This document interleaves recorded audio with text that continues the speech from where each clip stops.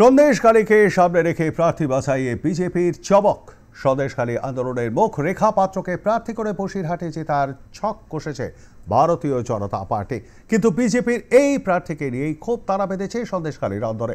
ভূমি কন্যাকে নিয়েই বিক্ষোভ আন্দোলনকারী মহিলাদের একাংশের।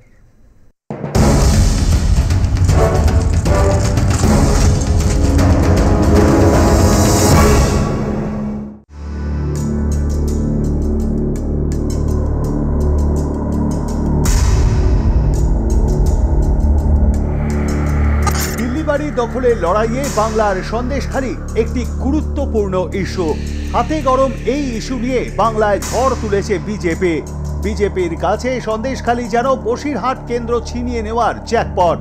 তাই বসিরহাট কেন্দ্রে বিজেপি প্রার্থী করেছে সন্দেশখালীর আন্দোলনের প্রধান মুখ রেখা পাত্রকে। কিন্তু ভূমিকন্যাকে নিয়েই ক্ষোভ দানা বেঁধেছে সন্দেশখালীর অন্দরে। প্রার্থী হিসেবে রেখা পাত্রর নাম ঘোষণা হতেই বিক্ষোভ শুরু শাহজাহানগড়ে। সোমবার সকাল থেকেই সন্দেশখালী, পাত্রপাড়া এবং ত্রিমোহনী এলাকায় পড়ে পোস্টার, যাতে লেখা রয়েছে সন্দেশখালীর আন্দোলনকারী মানুষেরা রেখা পাত্রকে চায় না। বিজেপির অবশ্য দাবি এই পোস্টারের নেপথ্যে রাজনীতি রয়েছে। বিরোধী আন্দোলনের অন্যতম প্রতিবাদী তপশিলি মহিলা মুখকে প্রার্থী করে বিজেপি যে সন্দেশখালী আন্দোলনকে সম্মান জানিয়েছে, তার ফলে তৃণমূল কংগ্রেস ভীত সন্ত্রস্ত হয়ে এই ধরনের অপরিণত মস্তিষ্কের পরিচয় দিয়ে পোস্টারিং করছে। এর কোনো প্রভাব নেই, কারণ সন্দেশখালী বর্তমানে তৃণমূলের গুন্ডাদের হাতের বাইরে বেরিয়ে গেছে। লোকসভা নির্বাচনে বিজেপির প্রার্থী হয়েছেন রেখা পাত্র, এবং রেখা পাত্রকে নিয়ে বর্তমানে আজকে একটা সমস্যার কথা শুনছি যে রেখা পাত্রকে নিয়ে বিভিন্ন জায়গায় পোস্টার ফেলেছে। তার দলের মহিলারাই, তার দলের কর্মী সমর্থকরাই এই পোস্টারটা ফেলেছে। আসলে রেখা পাত্র প্রার্থী হওয়ার পর বিজেপির গোষ্ঠীদ্বন্দ্ব প্রকটে দাঁড়িয়েছে। আর আমাদের তৃণমূল কংগ্রেসের কাছে বিজেপির পার্টির প্রার্থী কে হলো সেটা আমাদের কাছে বিবেচ্য বিষয় নয়। এদিকে পোস্টারের সঙ্গে সঙ্গে দোলের দিন বিক্ষোভও শুরু হয় সন্দেশখালীর পাত্রপাড়ায়। বিক্ষোভকারীদের দাবি, তারা আরো শিক্ষিত ও রাজনৈতিক ব্যক্তিত্বকে প্রার্থী হিসেবে চাইছেন। আমরা চাই না আরো অন্য কেউ প্রার্থী হোক, আমরা সেটাই চাই। রেখা পাত্রকে আমরা চাই না, আমরা সবাই আন্দোলন করেছি, কিন্তু আমরা রেখা পাত্রকে চাই না। আমরা আমাদের মধ্যে আরো আন্দোলনকারী আরো ভালো আছে, তাদের মধ্যে তা হোক, রেখা পাত্রকে আমরা চাই না, চাইছি না। অশিক্ষিত সেটা তো জানি না, আমি অশিক্ষিত না শিক্ষিত সেটা আমি বলতে পারবো না, কিন্তু ওকে আমরা চাইছি না।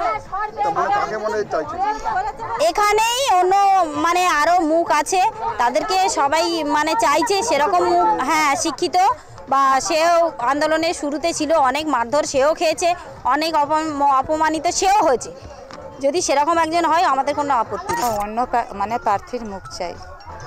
ও তো এসেছে আন্দোলনে, ও তো হচ্ছে কি ভোটের এতে আসেনি। যে সিদ্ধান্তটা হবে, কে দাঁড়াবে না দাঁড়াবে সেটা তো একটা সিদ্ধান্তের মধ্যে আছে, কিন্তু যে আন্দোলনে আমরা এসেছি শান্তির জন্য, ভোটের প্রচারে তো আমরা আন্দোলনে আসিনি।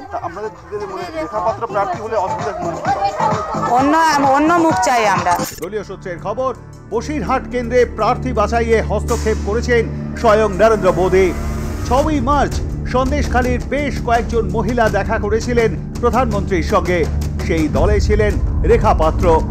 রেখাকে প্রার্থী করার পিছনে পদ্ম শিবিরের একটি অঙ্ক রয়েছে।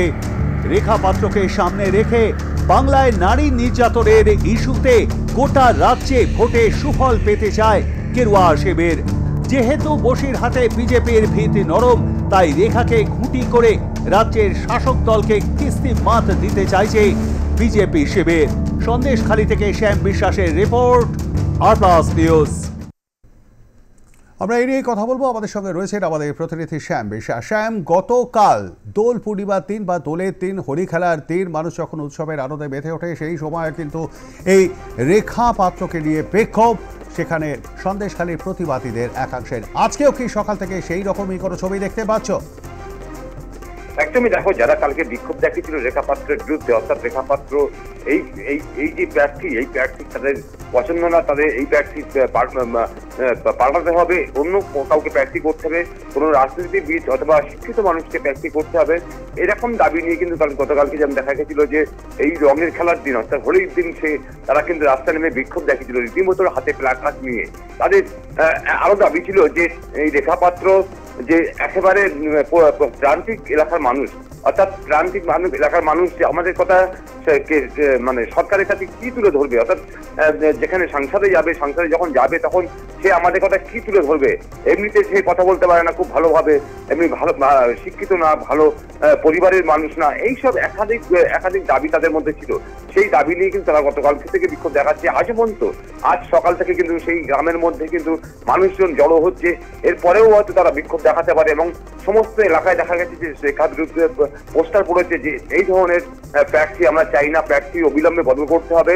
এই দাবি নিয়ে তারা কিন্তু জেলার যেসব কার্যকর্তারা রয়েছে বিজেপি তাদেরকে জানিয়েছে, তাদেরকে চিঠি দিয়েছে এবং গ্রামের যেসব মানুষজন রয়েছে সন্দেশখালী পাত্রপাড়া, মাঝের পাড়া, নতুন পাড়া সহ যে এলাকাগুলো রয়েছে, যে এলাকাগুলো উত্তপ্ত হয়েছিল বেশ 1 মাস ধরে, সেই এলাকার মানুষজন যারা শুভবুদ্ধি সম্পন্ন মানুষ তারা কিন্তু রাস্তায় নেমেছে। আজকে রাস্তায় নেমে তারা আজকে বিক্ষোভ দেখাতে পারে এমনটাই কিন্তু জানা যাচ্ছে।